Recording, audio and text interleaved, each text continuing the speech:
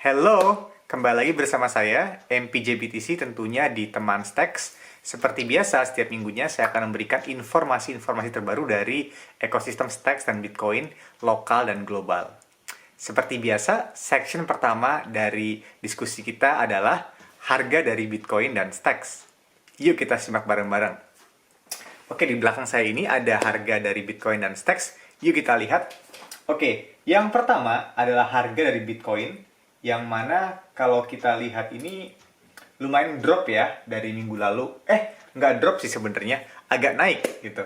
Yang mana dari minggu lalu itu lumayan ini ya, turun di angka sekitar 19.200. Sekarang itu sempat naik sampai 19.500, kemudian kembali lagi di supportnya lagi di angka 19.472 dolar.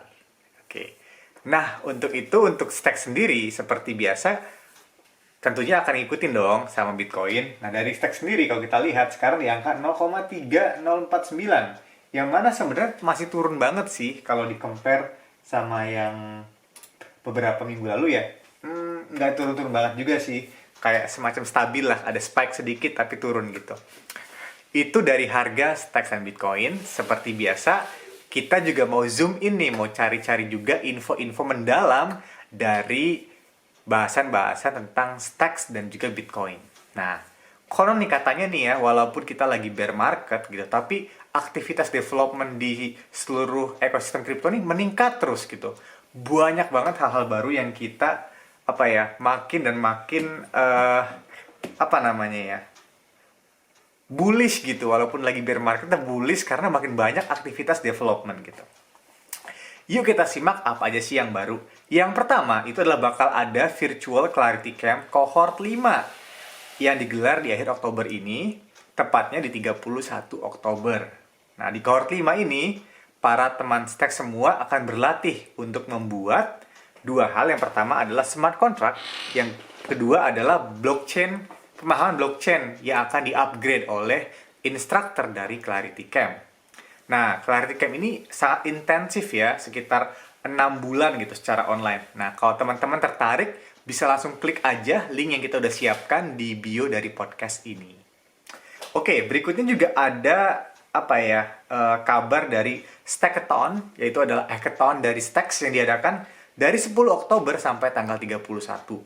Nah, di rentang ini para teman-teman stack atau stackers dari Clarity gitu ya bisa berdiskusi dan bertukar informasi tentang stacks dan juga membangun solusi dari stacks sendiri gitu. Apa sih solusi yang bisa dihasilkan dari teknologi stacks berupa Clarity dan juga distributed storage namanya Gaia dan juga lain-lainnya kayak gitu.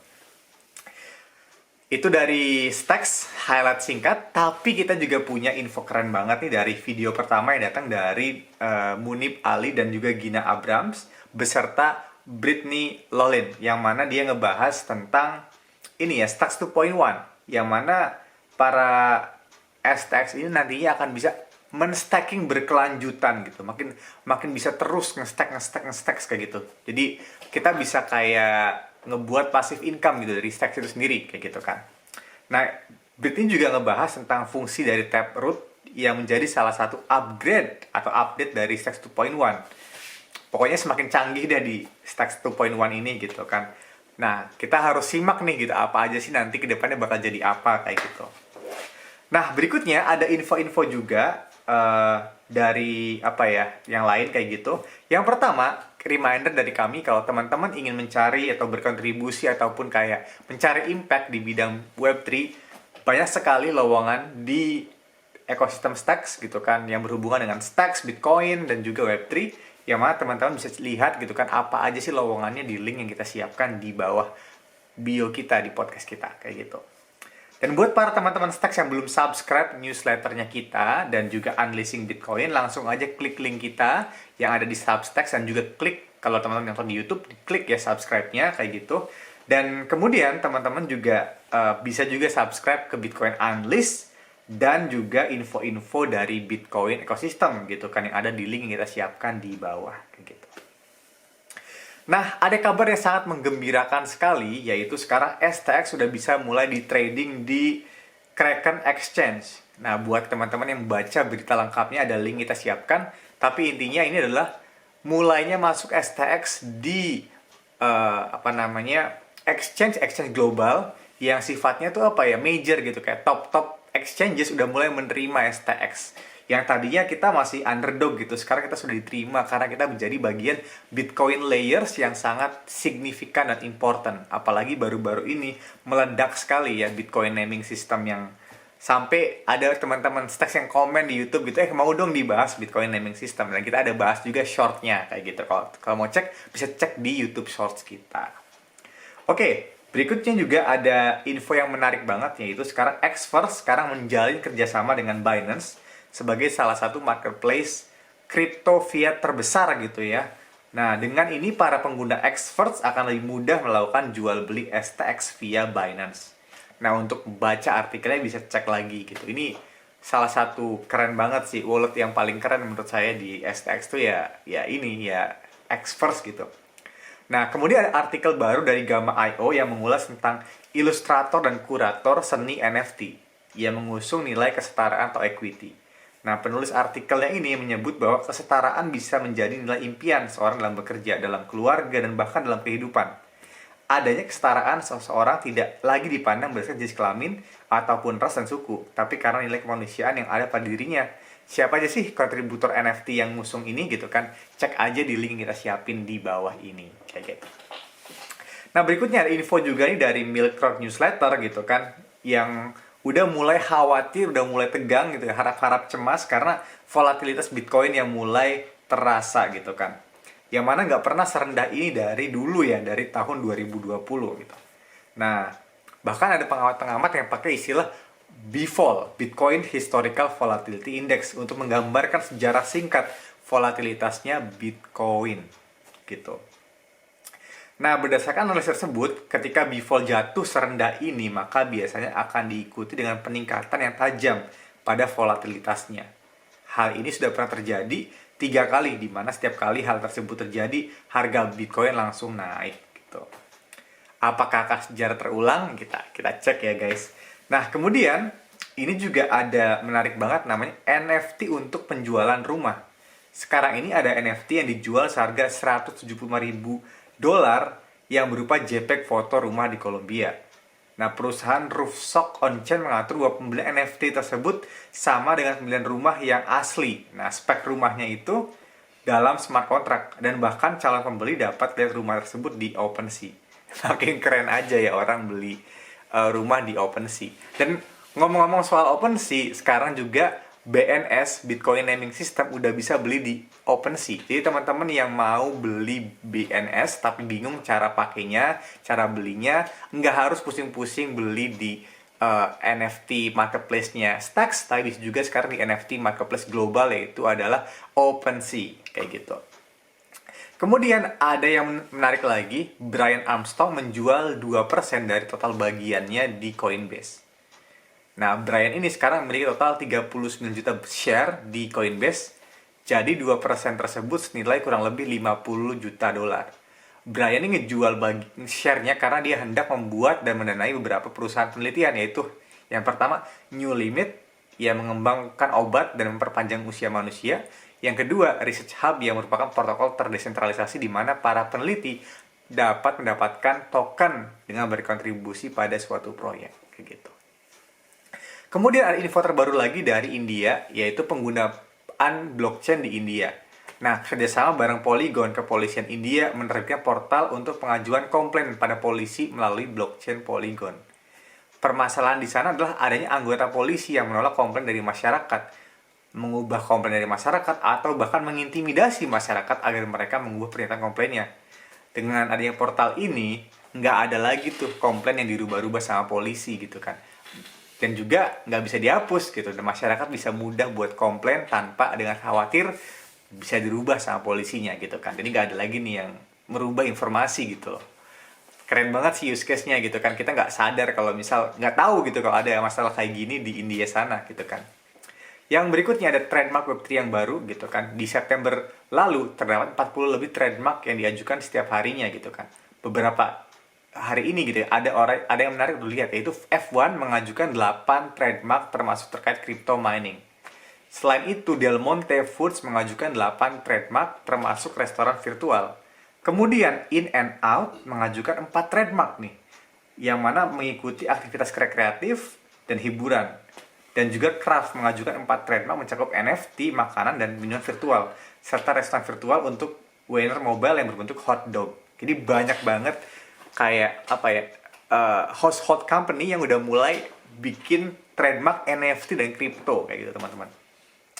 Berikutnya lagi ramai banget itu adalah FTX dan SBF, Sam Bankman-Fried gitu ya, yang mana sedang diinvestigasi oleh Texas gitu. Jadi Texas State Security Board (TSST) sedang menginvestigasi apakah FTX menawarkan produk sekuritas yang tidak terdaftar, khususnya melalui akun yield bearing.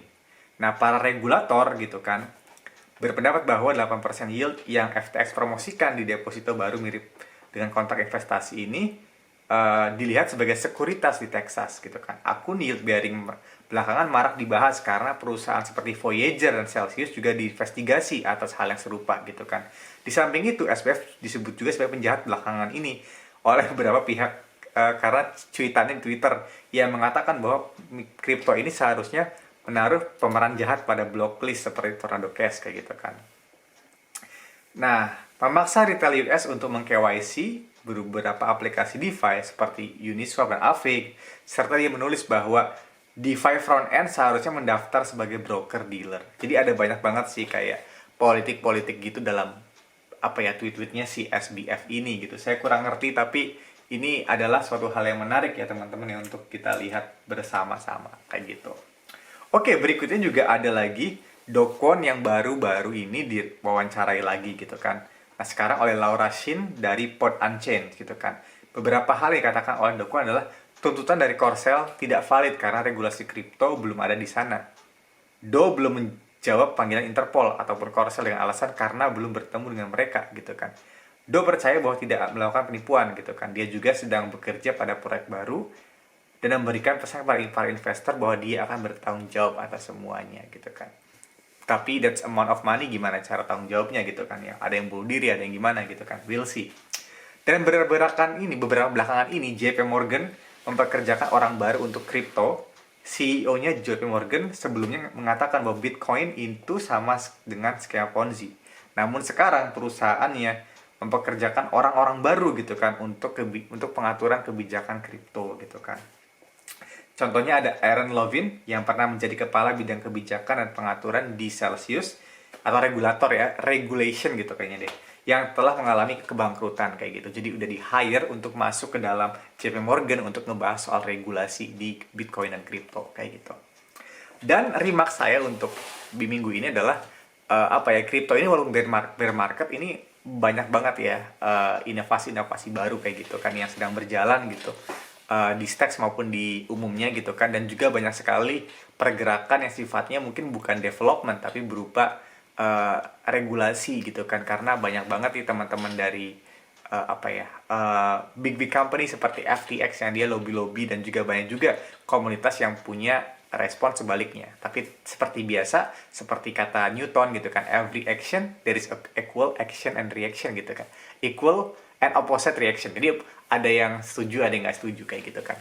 Nah, tapi yang saya lagi tertarik banget di beberapa belakangan ini adalah di ekosistem Ethereum gitu kan. Ternyata ada hal yang menurut saya menarik ya yang di ekosistem STX ini belum sampai ke arah sana, yaitu adalah pengembangan L2. Nah, kalau STX ini kan menurut saya itu lebih kepada L1.5 gitu, karena L1 itu Bitcoin, kemudian ada L1 di atas L1 gitu kan, jadi ke setengah gitu kan.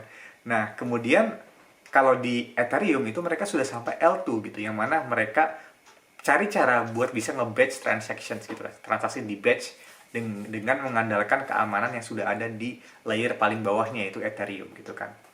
Yang mana menurut saya ide yang sangat bagus sekali ya gitu kan, apalagi menggunakan teknologi yang mutakhir, yaitu adalah ZK atau Zero Knowledge gitu kan. Nah, yang menarik adalah udah banyak banget nih ya teknologi ZK EVM gitu ya, jadi EVM compatible Zero Knowledge circuit, yang mana dia tuh bisa melakukan operasi-operasi menarik gitu kan di atas teknologi ZK ini, yang bahkan sudah bisa dipakai untuk ngedevelop pakai Solidity atau EVM gitu kan. Ada yang namanya Starknet, ada ZK Sync yang di mainnet dan seterusnya. Yang mana menurut saya sangat bagus sekali ya. Dan ini menjadi tesis yang terus diperbincangkan di luar sana oleh teman-teman dari Ethereum gitu. Sedangkan di Stacks itu ya terus terang kita masih struggle dengan 2.1 gitu kan. Yang mana saya kurang tahu nih, kemarin aja sempat ada BNS lemot banget gitu Stacks-nya. Tapi di sisi lain gitu kan, idenya sangat bagus ya, gimana caranya bisa sharing gitu kan security dari proof of work ke dalam yang kita punya, yaitu adalah security proof of transfer gitu kan. Jadi menggunakan proof of work di dalam proof of transfer gitu. Menurut saya idenya menarik ya, tapi untuk scalability-nya adalah hal yang dinanti-nanti untuk Stacks kayak gitu. Nah, itu dari saya bahasan tentang podcast kita update minggu ini dan juga pandangan saya di minggu ini tentang kripto. Bagi teman-teman yang belum subscribe, saya ingatkan lagi untuk subscribe di podcast kita di YouTube dan juga di Substacks. Dan juga teman-teman, jika teman-teman tertarik untuk membahas lebih lanjut, kita punya website namanya stacksnesia.id dan juga kita punya Telegram namanya t.me/stacksindonesia dan juga Twitter dan follow semuanya. Dan di sana kita punya tim, punya ekosistem dan komunitas yang kuat yang bisa menjawab pertanyaan-pertanyaan teman-teman tentang Stacks dan seisinya gitu. Oke, itu dari kami. Terima kasih teman-teman. Sampai jumpa di teman Stacks minggu depan.